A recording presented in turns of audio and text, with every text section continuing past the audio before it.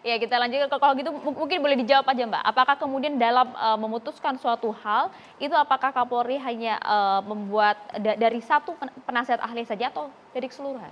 Enggak, saya yakin pasti Kapolri akan memilih yang terbaik gitu. Dan misalnya dari seluruh penasehat Kapolri itu kan dia berasal dari berbagai bidang. Ada bidang politik, ada bidang pidana, ada bidang HAM gitu. Yang masing-masing itu ketika kita melihat sebuah peristiwa itu selalu dari sudut pandang yang berbeda. Nah, oleh karena itu ketika di dalam rapat biasanya kita hanya sampaikan begitu saja bahwa kalau dari sisi sudut pandang gitu terkait sama media sosial itu situasinya seperti ini gitu. Kemudian dari sisi komunikasi yang dilakukan oleh Mas Fahmi juga pasti akan memberikan saran. Dari sisi HAM misalnya, dari sisi politik, nah semuanya itu sama. Dan kemudian seluruh catatan kita itu dari masing-masing itu kita berikan kepada koordinator sahli gitu dari Polri dan kemudian beliaulah yang mungkin akan membawa ke Kapolri gitu. Jadi mungkin Kapolri juga punya tim juga gitu ya dan beliau ingin tahu masukannya dari apa gitu. Tapi terakhir pasti ada di sisi Kapolri ya. Belum terjawab Mbak. Iya. Ketika Fahmi atau diduga Fahmi memberi nasihat, apakah itu Mbak ada di sana? Apakah nasihat itu langsung diberikan kepada Kapolri bersama-sama dengan Perdi Sambo atau bagaimana gitu? Ya, jadi selama ini kalau rapat ahli penasihat ahli Kapolri hanya di kalangan penasihat ahli Kapolri saja Pak. Jadi tidak ke Kapolri langsung. Jadi di sana masih ada Bapak apa namanya yang sebagai bidang kepalanya gitu untuk penasihat ahli. Berarti dengan kata lain Mbak Rustika ingin mengatakan bahwa Fahmi ini bermain sendiri, tidak berkomunikasi dengan sesama rekan-rekannya penasihat Polri untuk mengambil keputusan, saya buat skenario dalam kasus kematian Yosua. Ya, dan hal itu juga disampaikan juga oleh tim gitu ya. Pada saat kemarin tim para penasihat Kapolri kaget, loh kok ternyata kamu membuat skenario padahal kita tidak tahu gitu. Karena kamu kan posisinya sebagai penasihat ahli Kapolri bukan sebagai penasihat ahli Pak Sambo misalnya seperti itu. Oke. Kalau boleh tahu Mbak, tanggal 8 Juli 2022 Mbak masuk kantor atau tidak? Siapa? Mbaknya. Saya, kenapa Pak? Masuk kantor sebagai staf Kapolri Pada tanggal atau tidak? 8 Juli. 8 Juli 2022. Iya. Hari Jumat itu. Iya. Masuk. Masuk kantor ke kantor mana Pak? Ke kantor Polri kan sebagai staf ahli Kapolri kan tentu ada kantornya toh? Enggak. Kan Oh, sebulan tidak sekali ada, tadi Pak. katanya Nggak Pak. ada, Oh tidak Pak. masuk ya? Nggak ada, Pak. Karena kan informasinya kan pada saat itu Pak Perdi Sambo nangis-nangis didampingi oleh penasihat Kapolri, lalu disampaikanlah pada saat itu skenario-skenario itu kan begitu. Ya, itu saya tidak tahu informasi tahu ya, tepatnya, baik, jadi terima jam kasih ya. berapanya gitu. Tetapi pada saat kejadian itu tanggal 8 Juli tahun 2022, saya kebetulan memang sedang bertemu dengan Bapak Kapolri itu. Dari pukul 4 sore sampai jam setengah 8. Boleh lebih 10 didekatkan menit. mikrofonnya Mbak? Baik, tapi bukan keperluan untuk kasus. Tidak, karena waktu itu tanggal 8 Juli. Jadi pada saat kejadian gitu. Kebetulan saya sedang berdiskusi dengan Bapak Kapolri. Baik, kita langsung ke mantan Kabar Eskrim Pak Susno Duaji. Anda melihatnya seperti apa? Ini jejak pembunuhan Yosua belum tuntas, tapi sekarang aliran dana Pak yang disebut Isunya kemana-mana, Pak Susno. Kalau kasus pembunuhan ya, berbagai kesempatan saya katakan itu kasus-kasus yang simpel, sangat mudah sekali ya. Buktikannya level Polres saja cukup. Sangat mudah tapi sebulan lebih Pak. Persoalannya bukan kasusnya, tetapi temboknya yang lain kan. Temboknya berat, bayangkan saja Kapolri di backup Menko Polhukam, di backup oleh Komisi 3 DPR, Kompolnas, Komnas HAM, dan Presiden langsung sampai 6 kali ngomong. Baru jebolnya sedikit, dan akhirnya jebol sampai tersangka. Jelas, dalangnya ada, eksekutornya ada, pembantunya ada, bahkan sampai Ibu Putri Chandrawati pun dijadikan tersangka, dan ini masih akan ada lagi lain loh. Tersangka yang menghambat jalannya penyidikan. Nanti plus lagi para yang bersalah karena kode etik akan banyak ini. Dan nanti tentang masuk dana aliran ya, chart itu masuk diagram chart, ya, kekaisaran diagram, Sambo. masuk itu. Polri tidak diam. Yakinlah, Polri itu ini Pak Artaria sebagai komisi yang hukum yang bawa Polri dia tahu persis kok. Ada intelijen, ada Irwasum, kemudian dia bekerja sama dengan PPATK, tetapi mereka kan skala prioritas. Sekarang ini selesaikan dulu yang pembunuhan, karena pembunuhan ini kan masa penahanannya kan kalau tidak diperpanjang kan 20 hari. Tapi alhamdulillah sebelum 20 hari ya Pak kemarin sudah dilimpahkan atas desakan-desakan beliau ini. Nah tinggal menyusul berikut dan fungsi-fungsi lain sudah bekerja ini. Saya yakin dia sudah bekerja, melacak chart itu, kemudian kerja sama-sama PPATK, tapi PPATK memang begitulah, tidak bisa buka ke kita. Tapi saya yakin rekening yang diblokir, kemudian aliran dana itu sudah disampaikan kepada Polri. Dan sehingga Polri kemarin kan baru penjelasan dari Kadip Humas Polri bahwa itu hoax. Tapi apakah hoax ini strategi dia, apa bagaimana, yang penting tenang dulu, tapi yakinlah nanti bekerja, kemudian terkait dengan hikmah yang kita dapat ya. Maksudnya strategi seperti apa Pak Susno? Strateginya kan kita di Indonesia ini kan menangkap ikan, airnya tidak keruh. Bayangkan sekarang heboh secara nasional. Nah, Boleh tanya nggak Pak? Bapak sebagai mantan Kabar Reskrim melihat skema itu ya, itu kira-kira yang buat siapa itu? Apakah itu yang buat anggota Polri juga atau di luar Oke. Polri? Karena begitu rigid ya. Oke, saya jawab dulu. Jadi skenario ini sudah selesai, bayangkan merombak skenario yang demikian sempurna.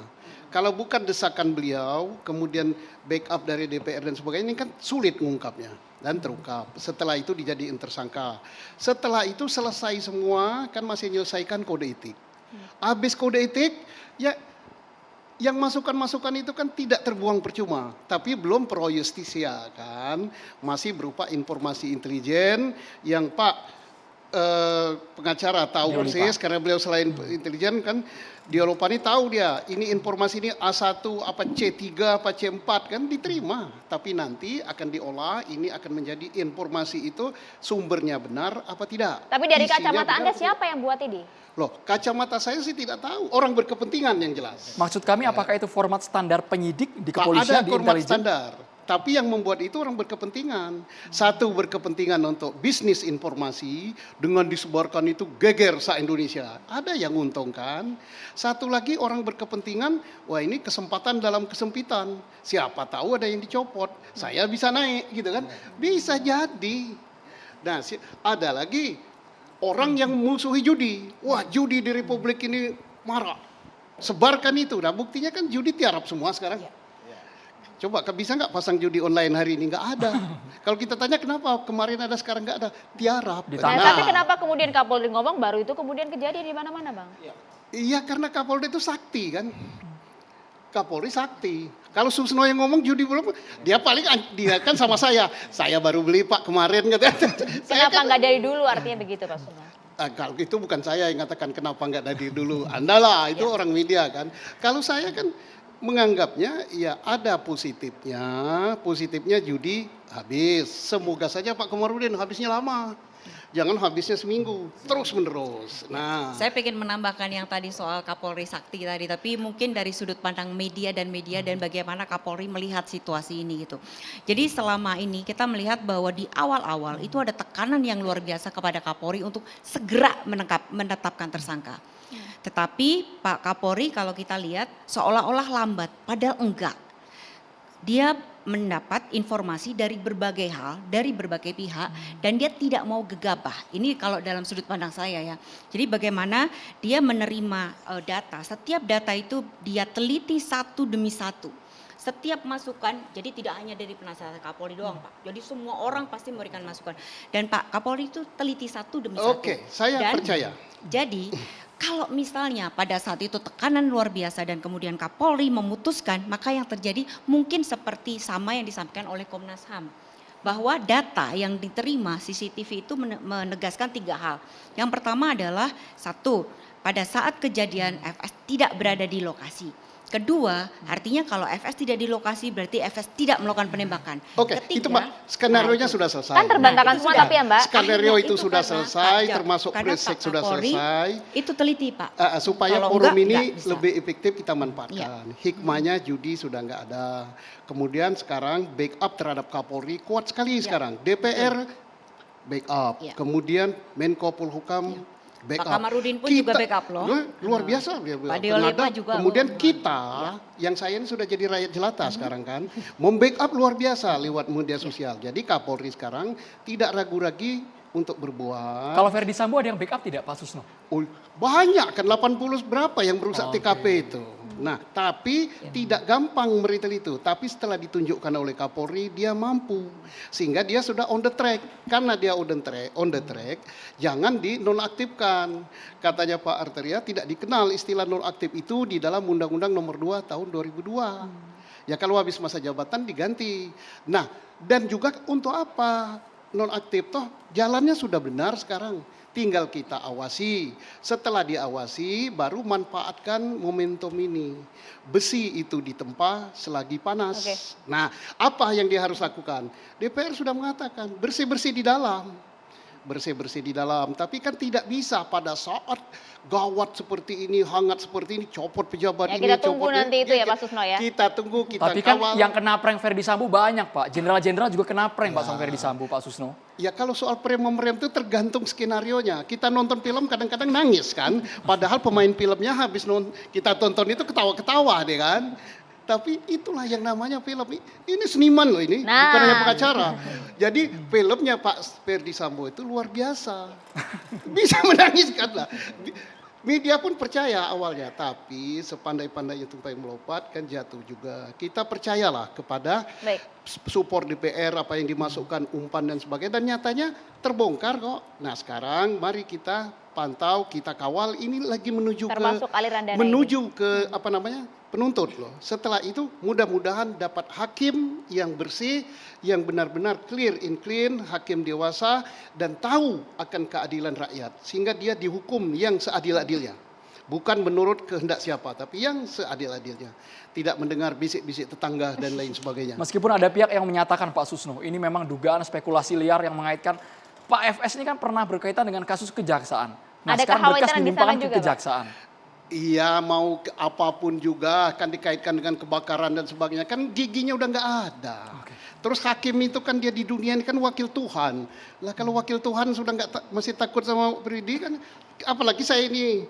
Nah di bawah wakil Tuhan siapa? Wakil rakyat. Kekuasaannya pun besar wakil rakyat. Apalagi wakil Tuhan. Masa takut sama ini? Nah, jadi insya Allah kita positive thinking saja. Hakimnya baik, sebagai baik. Walaupun ya ada yang ngejar-ngejar apa motif Pak ya.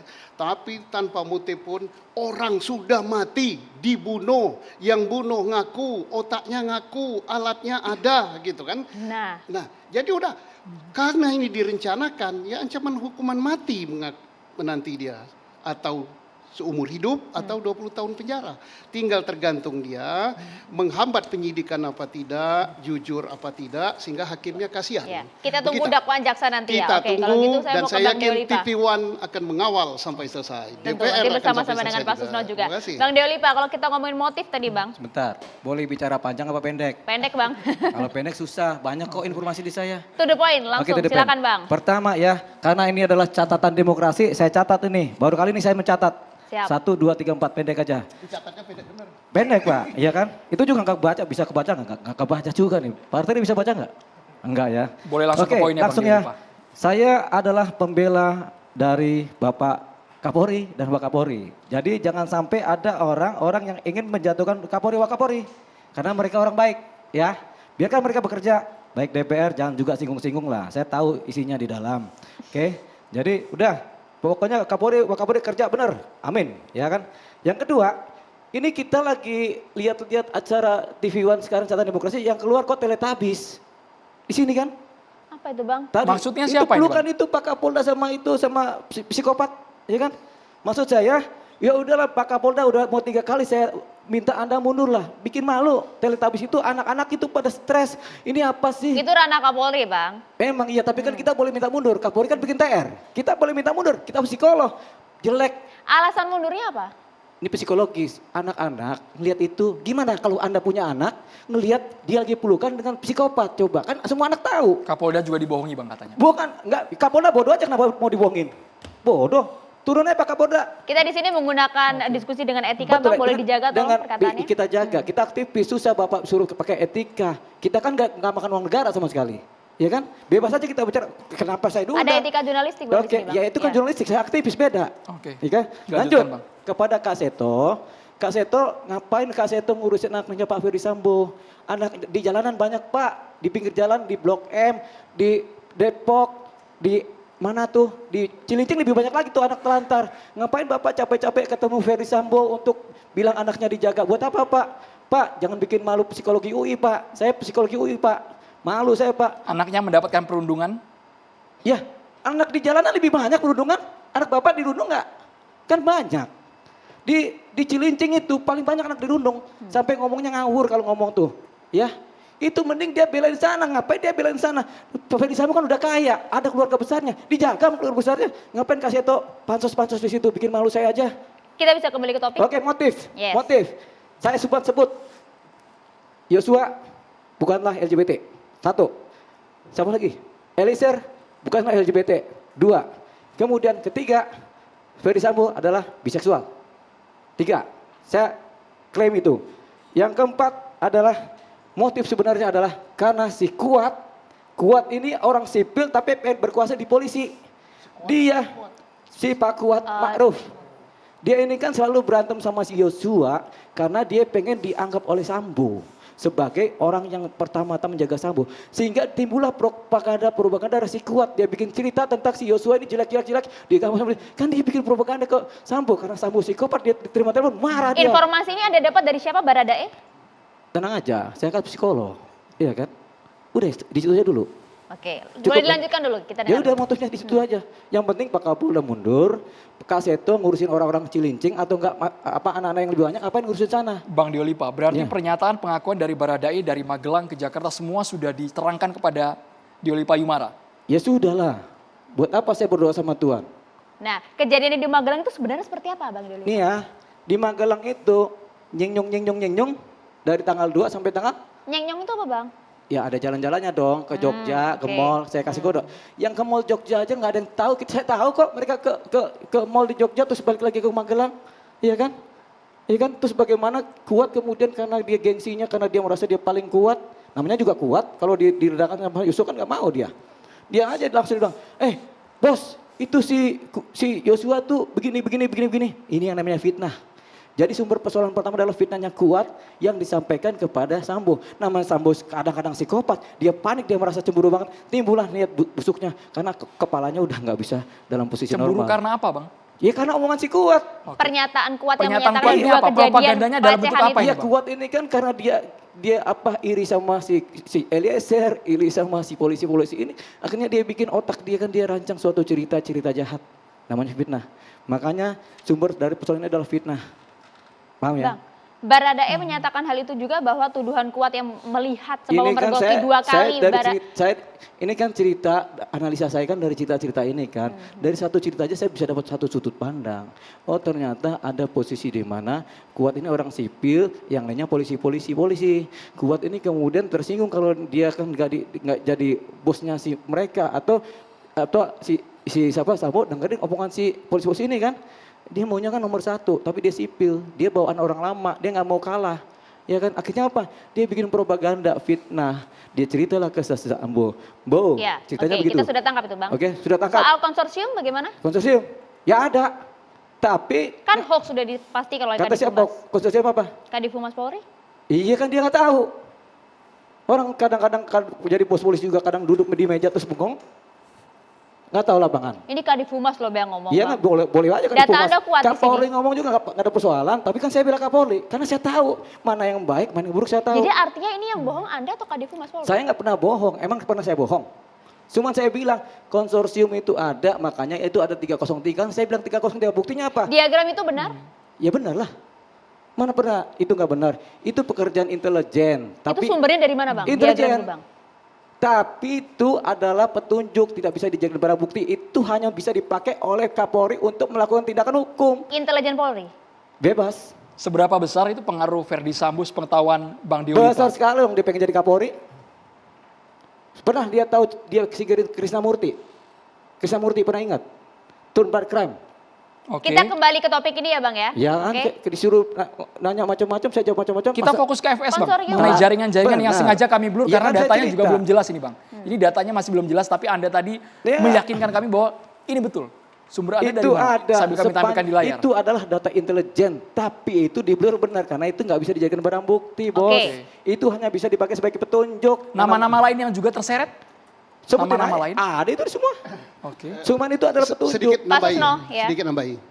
Data intelijen, jadi semua informasi yang masuk ke polisi itu adalah intelijen, informasi intelijen kan. Ya. Soalnya nilainya ada yang A1 itu sumbernya benar, isinya benar.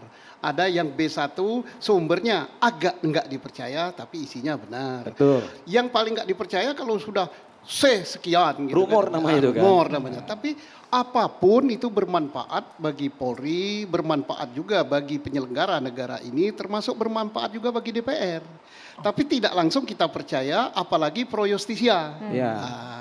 Nah, hasil pelacakan dari Polri kan sudah dilacakan karena itu belum bisa dipercaya, sumbernya belum ada. Bisa dipercaya tapi saksinya sudah belum terlanjur ada. membuat gaduh Pak Susno. Lah, siapa yang buat gaduh kan lagi dilacak oleh Polri Ya. kan siapa. Kita coba tanya juga ke DPR nih yang kemarin sempat membuka juga diagram itu pada saat rapat dengar pendapat. Bang Terry. Sesaat lagi Bang Terry, kita harus jeda dulu hanya di catatan Biar lebih demokrasi. utuh, Mohon Bang. maaf, Bang Terry.